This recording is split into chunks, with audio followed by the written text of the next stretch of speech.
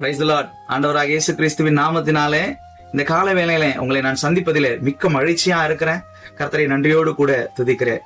என் கையில இருக்கும் இந்த கோழியை நான் பார்க்கும் பொழுது வேதாகமத்துல ஒரு வசனம் எனக்கு ஞாபகத்துக்கு வருகிறது. மத்திய எழுதிய சுவிசேஷம் 23:37 வசனம். கோழி தன் குஞ்சுகளை தன் சிறகுகளின் கீழ் கூட்டி சேர்த்துக் கொள்ளும் வண்ணமாக நான் எத்தனையோ தரம் உன் பிள்ளைகளை கூட்டி சேர்த்துக் கொள்ள மனதாயிருந்தேன், உங்களுக்கோ மனதில்லாமல் போயிற்று. இந்த வசனத்தை எளிமையாக புரிந்து கொள்வதற்கு ஒரு சிறிய ஊமையோடு கூட உங்களிடத்துல நான் பேசுகிறேன். ஒரு பெரிய பண்ணை வீட்டில் ஒரு தாய் கோழியும் தன்னுடைய 10 குஞ்சுகளும் வசித்துக் கொண்டு வந்தது. ஒரு நாள் மத்தியான வேளையில திடீரென்று பண்ணையில் இருந்த வைக்கோல் குவியல் எதிர்பாராத வண்ணமாக தீப்பிடித்து எரிந்தது. தீப்பிடித்து எரியும் பொழுது வேகமாக அந்த பண்ணையை சுற்றி அந்த தீயானது பரவினது.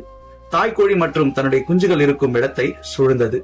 தீப்பிடித்து எரிந்து கொண்டிருக்கும் பொழுது அந்த இடத்தை விட்டு பறந்து போவதற்கு தாய்க்கோழிக்கு தெரியும். ஆனால் அந்த தாய்க்கோழி அங்கிருந்து பறந்து போகாமல் உடனே தன்னுடைய பிஞ்சு குஞ்சுகளை யோசித்தது. என்னால் தப்பித்துக் கொள்ள முடியும், ஆனால் என்னுடைய குஞ்சுகளால் வேகமாகவோ ஓடவோ பறக்கவோ முடியாது. நெருப்பு தங்களை சூழ்வதை கண்டு குஞ்சுகள் ஒரு பக்கம் பயந்து அங்கும் இங்குமாக சிதறி ஓடினது. உடனே அதை கண்ட தாய்க்கோழி தன்னுடைய இறகுகளை படபடவென்று அடித்து உடனே விசித்திரமான சத்தத்தை எழுப்பி, என்னிடத்தில் வாருங்கள், என்னுடைய சிறகுகளுக்குள் வந்து விடுங்கள், நான் உங்களை காப்பாற்றுவேன் என்று அழைத்து சத்தமிட்டது. உடனே அந்த 10 குஞ்சுகள் கேட்டு அதில் 7 குஞ்சுகள் கேட்டவுடனே தாயினிடத்தில் ஓடி வந்து சிறகுகளின் கீழ் தஞ்சமடைந்து காக்கப்பட்டது. தாய்க்கோழி தன்னுடைய உடலிலே அந்த 7 குஞ்சுகளை வைத்துக் கொண்டு மூடிக்கொண்ட சிறகுகளினால். ஆனால் 3 குஞ்சுகள் தாயினுடைய சத்தத்துக்கு கீழ்ப்படியாமல், நான் ஏன் தாயினிடம் ஓட வேண்டும், வேறு பக்கமாக போகலாம் என்று எண்ணி பிடிவாதமாக தாயின் அழைப்பை அலட்சியத்தை செய்துவிட்டு நெருப்பு எரியும் திசையை நோக்கி ஓடினது. சிறு நேரம் கழித்து தீ முழுவதும் பண்ணையை சாம்பலாக மாற்றியது. அங்கு இருந்த பண்ணை எஜமானன் உடனடியாக அந்த பண்ணைக்கு வந்து எல்லாவற்றையும் பார்த்து கொண்டிருக்கும் பொழுது அந்த தாய்க்கோழியும் எரிந்து கருகினதை பார்த்தார். உடனே அந்த தாயின் உடலை மெதுவாக நகர்த்திய போது அந்த சிறகுகளின் கீழ் பக்கத்தில் 7 குஞ்சுகள் உயிருடனே காக்கப்பட்டு வெளியே தப்பி வந்தது. தாய் உயிரை கொடுத்து அந்த 7 குஞ்சுகளை காப்பாற்றியது.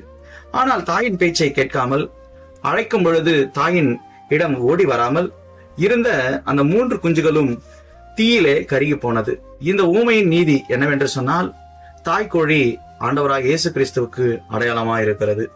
எரிந்து கொண்டிருக்கும் தீயிலிருந்து தம்முடைய குஞ்சுகளை காப்பாற்றியது போல் இயேசு நித்திய நரகத்திலிருந்து இப்பொழுது நம்முடைய வாழ்க்கையில காணப்படும் வியாதியிலிருந்து, கடன் பிரச்சனைகளிலிருந்து, குடும்பத்தில காணப்படும் பிரச்சனைகளிலிருந்து, சமாதானமற்ற சூழலில் இருந்து, மரண பயத்திலிருந்து, வேலை இன்மையிலிருந்து, பிள்ளைகளின் எதிர்காலத்தை குறித்து பயம், தயக்கம், வேதனையிலே வாடுகிற மக்கள், பலதரப்பட்ட தீய பழக்கங்களில் இருந்து, அநேக விதமான விஷயங்களில் தோல்வி அடைந்து பல பிரச்சனைகளிலே இருக்கிற மக்களை காப்பாற்ற இயேசு 2000 வருடங்களுக்கு முன்பதாக இந்த உலகத்திற்கு வந்து பல நன்மைகளை செய்து, எப்படி தாய்க்கோழி தன்னுடைய குஞ்சுகளை காப்பாற்ற தீயிலே கருகி மரணம் அடைந்ததோ, அது போலவே இயேசு கிறிஸ்து கூட தீயிலிருந்து நம்மை காப்பாற்ற, பலவிதமான பிரச்சனைகளிலிருந்து நம்மை காப்பாற்ற தன்னுடைய உயிரை கொடுத்து 3ஆம் நாள் உயிர்த்தெழுந்து பரலோகத்துக்கு சென்றிருக்கிறார்.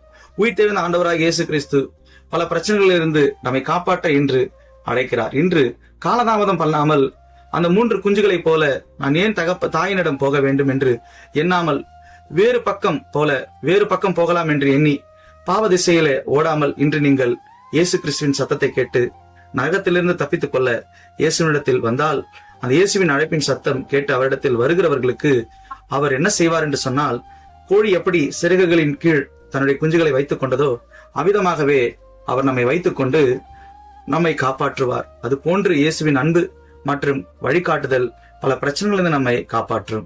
எனவே பல பிரச்சனைகளிலிருந்து ஆண்டவராக இயேசு கிறிஸ்து நம்மை காப்பாற்றுவாராக. ஜெபம். எங்களை அதிகமாய் நேசிக்கிற நல்ல பிதாவே, கோழி எப்படி அழைக்கிறதோ குஞ்சுகளை அவிதமாய் நீர் எங்களை அழைக்கிறீர்.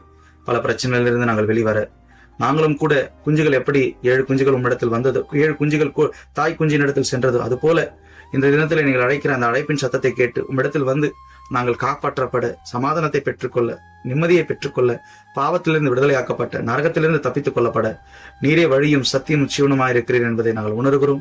உம்மிடத்தில் வருகிறோம். உம்மிடத்தில் வருகிறவர்களை நீர் சேர்த்துக் கொள்கிறீர் என்கின்ற வசனத்தின்படி யாவரையும் சேர்த்துக் கொண்டு ஆசீர்வதித்து வழிநடத்தும்படி கிறிஸ்துவின் நாமத்தினாலே செபித்து வேண்டிக் கொள்ளுகிறேன் நல்ல பிதாவே. ஆமேன்.